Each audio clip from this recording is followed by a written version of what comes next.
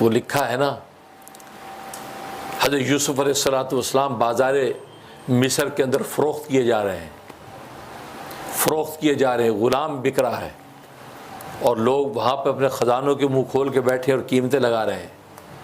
ایک بڑھیا وہ ایک اون کی اٹی لے کر وہ بھی کھڑی ہے لائن میں۔ تو کسی نے پوچھا کہ تو لائن میں کیوں کھڑی ہے؟ یہ تیری اون کی اٹی سے تو یوسف ملنے والا نہیں، یہاں تو وزیر اعظم نے اپنے خزانے کا منہ کھولا ہوا ہے، وہ خریدنے کے لیے غلام کو آیا ہے، اتنا حسین و جمیل باصلاحیت غلام، تو تجھے کہاں ملے گا؟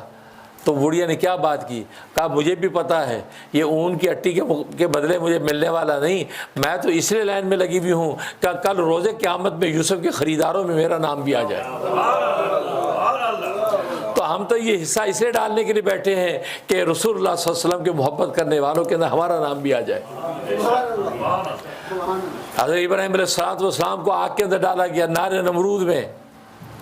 تو ایک بلبل منہ میں چونچ کے اندر پانی کا قطرہ لے کے اوپر سے پانی ڈالتی تھی،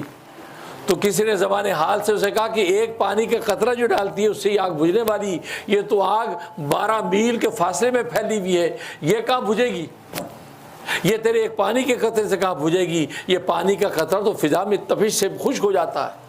وہ کہتے ہیں مجھے بھی پتہ ہے، میں تو پانی کا قطرہ اس لیے ڈالتی ہوں کہ کل روز قیامت میں حشر کے اندر کھڑے ہوں تو اللہ کے خلیل سے محبت کرنے والوں میں میرا نام بھی آ جائے۔ کہ بجھانے کی میں نے کوشش تو کی، بھلے نہیں بجھی، لیکن خلیل سے محبت کرنے والوں میں میرا نام آئے۔ اور ادھر گرگٹ اس کو پھونکے مارتا تھا، گرگٹ وہ دور سے پھونکے مار رہا تھا، حالانکہ اس کی پھونکوں سے آگ بھڑکنے والی نہیں ہے، لیکن اس کا نام اللہ کے خلیل کو دشمنوں میں لکھ دیا گیا۔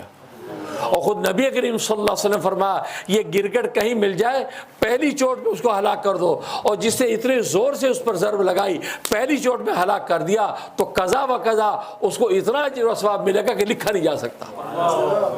اور اگر دوسری چوٹ میں ہلاک کر دیا تو اس سے کم اجر ملے گا، تیسری چوٹ میں ہلاک کر دیا اس سے بھی کم اجر ملے گا۔ مطلب یہ فرمایا کہ اللہ کے خلیل کے دشمنوں اس کا نام ہے، کیونکہ یہ پھونکے مار کے آگ کو بھڑکانے کی کوشش کر رہا تھا۔